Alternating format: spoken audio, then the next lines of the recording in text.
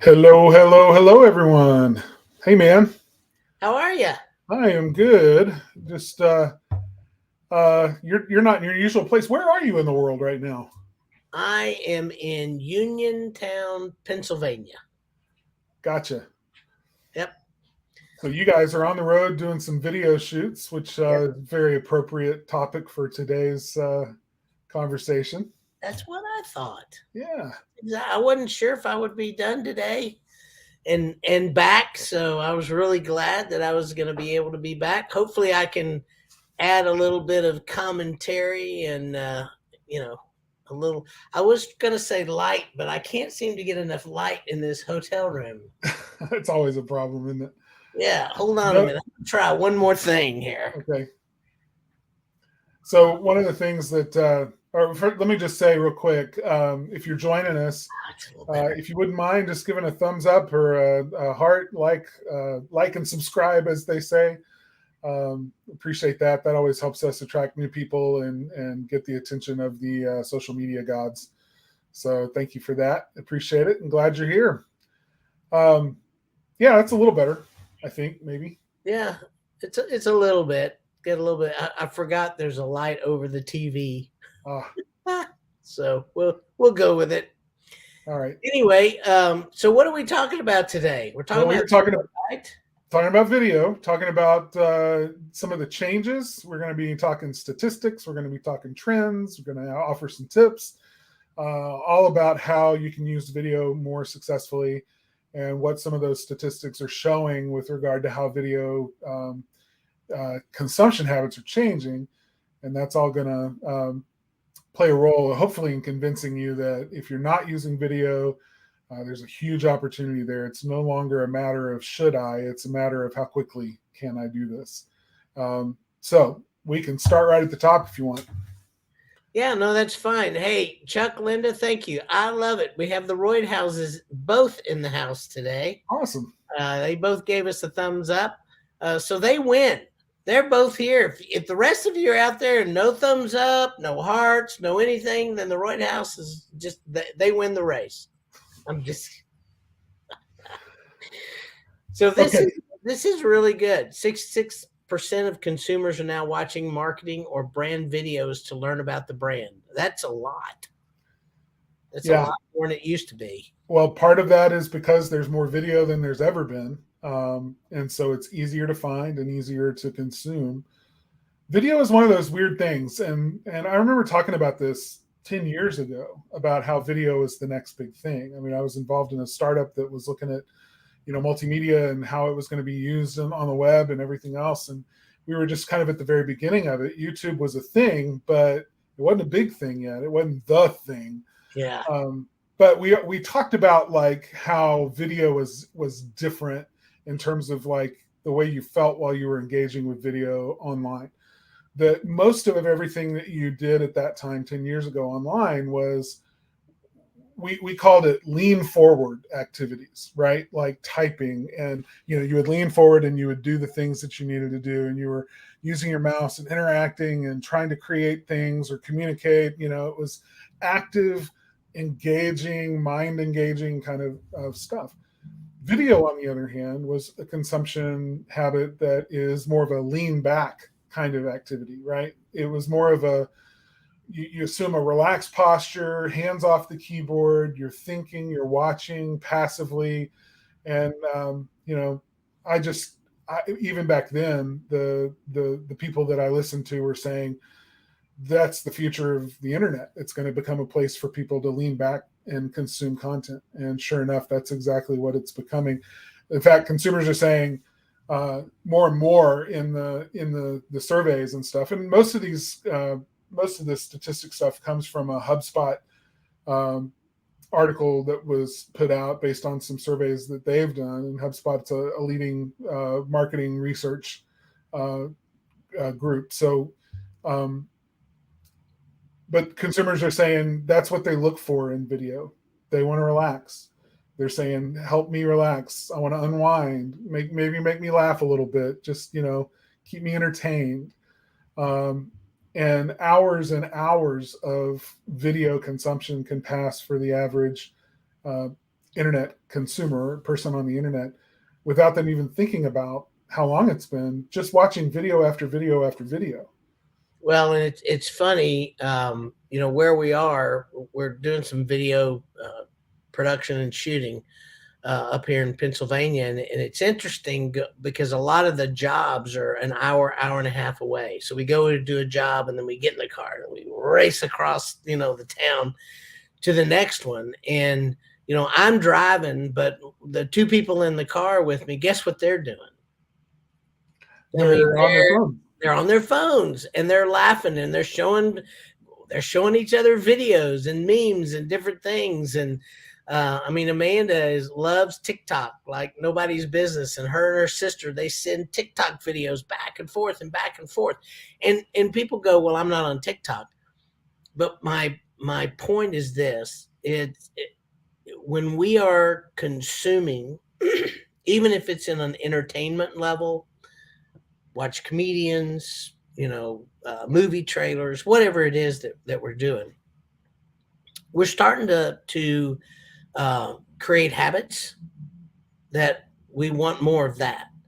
And so when we see a video on a home service business, or we see a video that's more educational, we're going to be prone and ready to actually watch that video. Yeah, that's true. It's just one of those phenomenons that when it's something that's interesting to us for whatever reason, it can be interesting, but if it's presented in a way that we can't understand it, or it's difficult or challenging, or done, the production value of it is so crazy and wonky, and the camera is moving around too much and whatever, then we'll tune out, we'll drop off of it and go elsewhere. But so the way that video is done, there are definitely some trends. We can talk about some of those trends, or we're going to talk about some of those trends as we go through this. But I'll just say, in terms of the entertainment and the relaxing and the unwinding, at the end of a very cerebral day, I mean, all of the work that we do in our marketing business ends up being very mental, very taxing in terms of mustering all the brain cells we can to figure out problems and stuff, and in front of a screen all day. And so you'd think when I finish the day, I'd want to go to bed and get away from screens, but I don't. I go to YouTube, and I mean, let me tell you, on YouTube, there are videos that are just like, they call them ASMR videos, and I forget what that stands for. I'm horrible with acronyms, as I've demonstrated before. But the video is just, it's nobody's talking. There's no announcer. There's nobody talking to the screen. In fact, the entire video, you don't even see a person. All you see is their hands doing something, right? They're crafting, they're making something, they're restoring an old, electronic, something or other, like an old cassette deck. I watched one the other night that was 45 minutes long. Not a word was spoken. The only sound in the video was the sound of the guy, using a screwdriver or sanding or doing, the various things that he was doing. But he completely restored this old Technics dual cassette player, and it was cool. It was fascinating because I used to own that particular cassette player when I was a much younger person, and it was cool to remember that, watch it, a little bit nostalgic, but also watch how talented this guy was at restoring electronics. Am I ever going to restore electronic thing? Am I ever going to do that? Of course not. I have no interest in doing that kind of work, but it relaxed me. It was entertaining in a very relaxed and unwinding kind of a way, and it's exactly the kind of thing that I end up watching when I want to go to bed, because it just puts me in a relaxed state of mind. I've watched a guy build an entire log cabin from picking the site and clearing it and chopping down the first tree for the first log, all the way through to putting a roof on it and finishing it. And it's a series of videos. It's hours and hours and hours. 1 month, that's all I watched. And I watched this guy build a whole log cabin. I'll never build a log cabin in my life, but it was fascinating to watch it. And my point is that YouTubers and people watching videos want to learn stuff. They love exploring new things, even if it's not something that they know anything about. Watching somebody do a job is fascinating. And I think that's a real, like, we got to clue into that as business owners, that what we do is interesting to other people, that they might just find it really cool and fascinating to watch how a chimney is swept, or watch how an AC unit is installed, or, watch how plumbing, a toilet can be removed and a new one put in. Not with, not teaching how to, just watching somebody do it and how fascinating that can be. No, and I agree, and I just wanted to put Chuck's comment up here because it really is, video is worth uh, you know a million pictures. I mean, that's the thing, because it does show you all that, and they're going to watch it, and they're going to go through the video just exactly like you just said. I mean, it's absolutely unbelievable. And here's the other thing about YouTube that I just want to make sure everybody knows. Do y'all realize that YouTube is the second largest search engine out outside of Google? YouTube is the second largest search engine, and it's optimized. It's a Google property, so Google owns the top two properties in search, which is their, Google proper, and then you've got YouTube. So they are absolutely indexing and using these search engines uh, together in a lot of ways. And so when you put all this content on YouTube and they see what you do, it's fascinating how that works in ranking, and it really does help you. So it's just both those things that go together. Here's another one. I think this is probably Jerry. Some years ago, videos on social media were exceeding views of broadcast TV, and everyone has a broadcast studio in their hand or pocket all the time. And that is really, really true. That's one of those things that a lot of people don't realize. Uh, it doesn't, it needs to be good information. Okay. It needs to be, unlike me right now, it needs to be well lit. I'll just tell you. Lighting is probably one of the biggest things that people don't realize it's really important when you're talking about video. But the good thing is most of the phones in your hand have some of those corrections. It really is amazing at some of those. I love this. I got to put this one up. My name is Terry, and I'm a self-admitted YouTube addict. Me too, Terry. I mean, it's a great relaxing thing in the evening. I mean, I used to read. This is a confession. I mean, hi, my name is Carter, and I'm a YouTube addict. Yeah.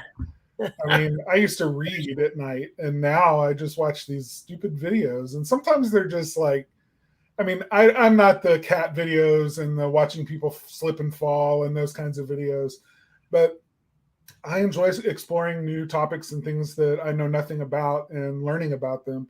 And watching other people do things is make things, build things, accomplish tasks on screen is fascinating to me. Well, I think the thing that especially in the trades, so many people don't really know what you do. They have no idea. It's, they see their chimney, they see their unit there, they see what it is, and they know that somebody comes and sweeps it once a year, and they run a camera up it, and all that's really great, and it's fantastic. But the reality is they really don't know what you do. They don't see what you're doing outside. I mean, one of the things we did yesterday is go out on an estimate, just an estimate. And it was fascinating to see how this guy estimated the job. And so, I'd never seen that before. I've been on sweepings and inspections and installs and all these other things, but I'd never gone on an estimate. And it was really cool to watch. And the older couple that was out there, they were asking him questions. Well, why do you see this? What about that? What does that mean?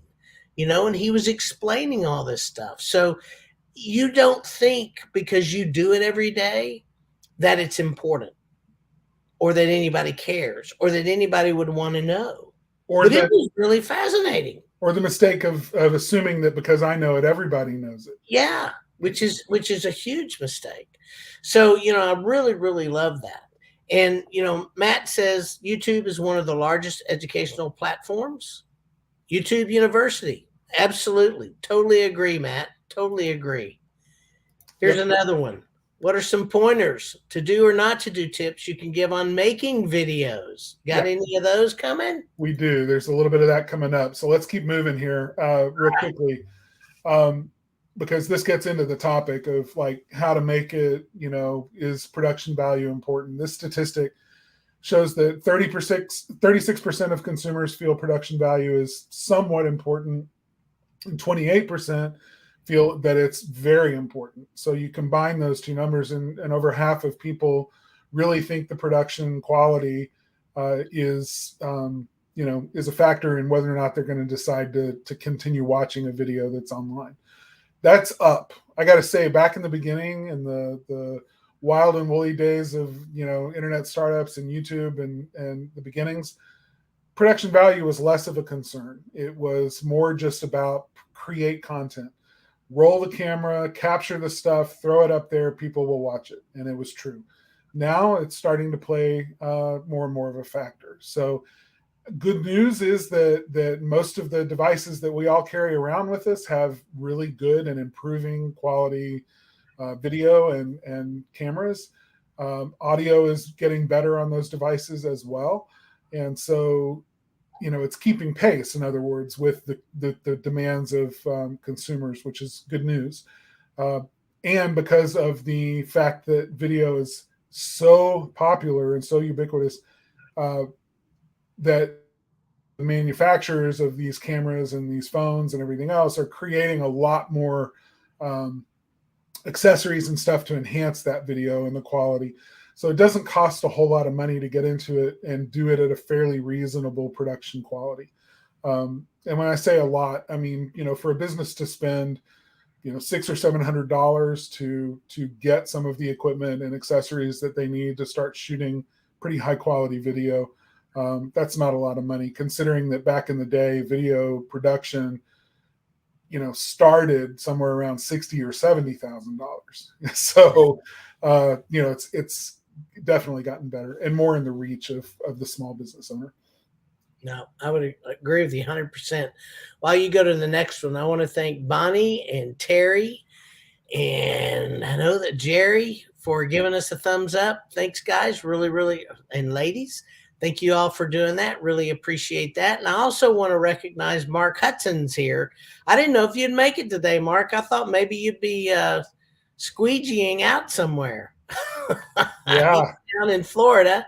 I'm glad you guys are good. I hope you stay that way. So that I'm going to leave it there. absolutely. So let's talk about one of the newest trend. I wouldn't say it's the newest trend. It's been a trend for a long time, but it really is important. There is a sweet spot when it comes to most consumer videos of about 3 minutes or under. So that's just the attention span for most types of video. But that's not a hard and fast rule. In fact, most of the time, if I see that a video is only 3 minutes, and I look at the subject matter and I think, I don't think that it's possible to have a really good undertaking of that conversation and dig into it in 3 minutes, then I won't even bother watching it because it's 3 minutes. And I'll go look for one that's more in the neighborhood of 15 or 20 minutes because I feel that that's more respectful of the topic. Okay. So it just depends. And it depends on how much time a viewer has and what their habits are. Like I watch in the evenings when I don't have anything else going on. A longer format is my preference at that point. But during the day, I don't have time for a 45-minute video. So think about, like the kind of content you're creating. It's gonna depend on who your audience is and when you're trying to target them. Like if they're trying to make a business or a buying decision or a decision to contact a business and just learn about your brand and your company, 3 minutes or under, absolutely every time. But if you're trying to, let people know that chimney sweeping is important and that the work that you do should be taken seriously, and that you're not just somebody with a truck who drives around, charging people money for something that nobody understands, but you're a professional who is trained and actually understands chimney physics and everything else, and you want to demonstrate that through a longer form video of you cleaning or sweeping a chimney and inspecting it, so that people just have more education, then yeah, spend 45 minutes doing that. You won't get people during the middle of their busy day, but you might catch a few at night who are just very interested to know chimney sweep. Those are those guys with those top hats and Mary Poppins, right? I want to know more about how they do what they do and like what a modern chimney sweep really is all about. So just depending. Next tip, keep attention through good pacing. Pacing on your video is everything. And it sets the tone from the moment the video starts. People are expecting that they're going to learn something, or that you're going to present information to them. And if the pacing doesn't feel like you're going to get to the point quick enough, they're going to drop and they're going to leave. Keeping that attention is important, and matching the pacing to the content is important. And the best way to learn pacing, it's kind of one of those intuitive things that people are either really good at or they're not, but it can be learned. The best way to do it is to watch some of your favorite 3-minute videos and pay attention to how they pace it. Pay attention to how fast they're talking. Pay attention to how quickly they're moving through steps. Pay attention to how prepared they are for the video by, lining up all of the ingredients that they're going to add to the bowl beforehand. Those kinds of things, so that things move fast and at a certain pace. And by becoming a student of that, you can learn what your customer expectations are about the pacing that you should be looking for and trying to imitate. So I want to throw in here too. Sometimes people have an idea that pacing is I have to talk really fast. I need to really talk really fast and get it all in and make sure I get it in, and I have to keep doing it. I've got to know, I've got a script, I've got a this, I've got a that, I've got a, all this stuff. A lot of times everybody has their own pace. My natural inflection, the way that I talk, is slow. I don't think I'm slow. I don't think I'm slow until I listen to myself, and then I'm slow. But that's my pace. So as long as I'm making my point, as long as the inflection of my voice is doing what it needs to do, and things are getting communicated correctly, then I'm okay with how fast I'm going. So it's not a matter of fast or slow. It really is a matter of how are you presenting the information. Yeah, that's it. The information a lot of times dictates what the pacing should be. Absolutely. The message that you're trying to communicate. I mean, if you have a financial advisor that comes on and says, well, based on this factor and blah, blah, blah, and just talking a mile a minute and, trying to make the point that saving money is important, the pacing could be too fast for that message. And then you got the guy who just comes on and he leans into the camera and he says, guys, it's this simple. Spend less than you make. That's how you save money, right? That's a really slow pace, right? But he's driving home a point, and he's doing it in a really in your face kind of a style. And that pace holds people's attention for the message that's being delivered. So matching pace with message is really important. No, I think that's good. And then the other thing, I really love this next tip. And I want to talk about this because when we come out and we do video with companies, one of the things that I see a lot, especially the owners, when they're trying to be perfect, it's almost as if they're talking to fellow sweeps. It's not that they're talking through to their consumer, their customer. So whatever you do, you need to make sure that you're talking to your customer. Customer doesn't know all the vernacular that you have. They're not interested in the same things that the other sweeps would have. There are things that they have absolutely no idea what you're talking about, so you have to describe it. So you have to think about, when I've got a customer in front of me, what are the things that I talk about? And so when you talk to a customer on a video, then basically you're watching your video through the eyes of the customer. You're delivering it as if the customer is on the other side of the lens. And I think that's really, really important to remember is you're not in the competition with all the other sweeps. You're not in the competition with all the other HVAC and plumbers and, you know, scrap metal guys and all that. You may think you're in competition with them, but you're not. Not when it comes to video and being online and all that. What you're in competition with is, are you drawing the customer that you want? That's what you really need to be doing. So it's really important that your message and that everything you're doing is really tilted towards your customer, and forget about everybody else, because really online, nobody else matters. Doesn't matter what they say. I've seen some websites and some videos that if I showed you, you would say, well, that's the worst thing I've ever seen. And they're getting millions of views and they're bringing in customers. So you see, it just doesn't matter what anybody else thinks. What matters is, how does this attract and reflect what you want to say to your customer? That is such a great point. Real quick, we'll answer this question from Matt. He asks, do certain platforms have better sweet spots for timing, length, etc.? Facebook, Instagram versus YouTube. The answer is yes. They've definitely shown that YouTube is the place for the longer form videos. That's the place where people go when they have a little more time. I say that when they're looking for something a little more long format, because I mean, TikTok is super short, right? We're not talking minutes, we're talking seconds. And people will spend hours watching TikTok videos 10 seconds at a time. Hey, they'll spend hours watching the same video done by multiple people 10,000 times. Exactly. They have those challenges. And so you got all the different people singing the same song, doing the same dance, and they watch them over and over and over and over again. It's crazy. So matching length and pacing and all of that to the platform is key. Best way to know, Matt, is spend some time looking at the videos that you see in Facebook and seeing what people are doing.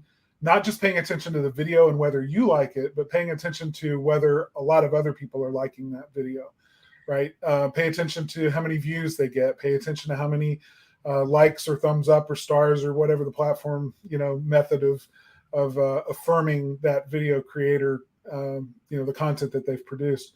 So, and know the rules and regulations around reels and stories and all the different ways, because they have different platforms within the platforms. Yeah. So understand which one does what and managing through that. And that's pretty easy to find out. I mean, you can go to Google and say, what's the difference between a reel and a story on Facebook? I think stories, Facebook, reels, or Instagram. I forget. I get them backwards sometimes, Matt, so don't quote me, but that's really important too. Yeah, for sure. Good question. All right. This pretty much brings us up on the end here. And we've kind of indicated this as we've talked, but don't think that the trends today, that you go read this HubSpot report, which I can post in the channel here in just a sec. You go read this report. Don't think that that's like the end all state, the final state of the industry and of video consumption habits of people online, because it's not. It's ever evolving. It's always changing. It is very trendy, which means what works today is probably not going to work tomorrow. But you may also find something that works really well for your particular customer right now, that you want to target, that you want to attract into your business. And it may be nothing like all of the advice that we've given you today. And that's okay, because it gets you what you want. And don't just follow a trend because everybody else is following it. Don't be afraid to experiment. Don't be afraid to try new things. You might stumble upon something that truly is a game changer for you and your business. So I'm going to put this up because I think this is really important. And Jerry, thanks for posting this, because this is the number one thing I will tell you. You have to start. You're not going to be great when you start. I had a guy, I'm up here in PA, said, man, you're kind of smooth. You know what you want to say. You tell me what I need to say, and I'm stuttering and da da da da da. By the way, he did great. I just want to tell you. But the reality is, I've been doing this for 30 years. I've been in front of a camera for a long time because I used to work in a studio. I mean, I've been in and around and video and film and movies and studios and all kinds of stuff for a long, long time. It just doesn't scare me. It doesn't bother me. Do I like the way I sound? No. Do I like the way I look? No. Do I like the way I talk? No. I don't like any of it. I don't like. Nobody does. Yeah, nobody does. That's exactly right. It doesn't matter who you are. I'm not saying nobody likes you. I'm saying nobody likes themselves. Oh, no, it's okay. It would be okay if nobody likes me. I still get up here and do it anyway because it's not about, it's not about being liked. It's about, just getting it done. And the camera doesn't bite. It really doesn't. It's just one of those things that you just have to remember to start and do it, because the more you do it, it's not that I feel like I get any better at it. I hope that I get better at it. But let me tell you what I've done. I get more comfortable. I've been more comfortable doing it. And so it just doesn't bother me. So, that's one of those things I think that you just have to kind of start and get over that. And once you do, it becomes really a lot easier. Yeah. It's like learning how to water ski. You're going to get wet. You're gonna fall. You're gonna breathe in half the lake before you finally figure it out. But then it's gonna start feeling more and more natural, and before long, you're taking off from piers, and you're not even thinking about it. Yeah, absolutely. All right, Spark Live. Just a reminder to people: we now release this as a podcast. You can find it on Spotify, iTunes, Google Play. You can also find this on Facebook and YouTube after the fact. We release this as a recording too, so that it's on there as a recording too, so you can watch it at any time if you happen to miss the live. But for those of you who are joining us on Spotify, iTunes, as a podcast and listening to it after the fact, I just wanted to send a special thank you out to you for being in our audience. I would love to encourage you to join us on Facebook or YouTube for the live as well, especially if you have questions and things that we can answer. Your participation would be great. We'd love to have your voice as part of this conversation. But you can also send us questions at our email addresses. And that's just Taylor@sparkmarketer.com and Carter@sparkmarketer.com up there on the screen. So if you have questions, something that you'd like us to deal with on a future episode of Spark Live, we'd certainly be willing to do that. So just get involved there if you would. Our community is what makes this show work, and we really appreciate you being a part of it. Next week, we're going to be talking about what does good SEO cost? And I think that's going to be a great conversation. Taylor, I'm really hoping you can be a part of that one as well. I know you're still on the road, but I plan on stopping and doing that. It may be from a vehicle, but we'll figure it out. Yeah, for sure. Absolutely going to be a good discussion. It's going to help a lot of you understand, not just from a perspective of like how to do it, but like what the real pros actually, charge for this. So it's going to be a good conversation. Well, that does it for this week. Thanks everybody for the likes and for the hearts and the thumbs up. Appreciate that. And we will see you again next week. Thanks, guys. Appreciate all of it.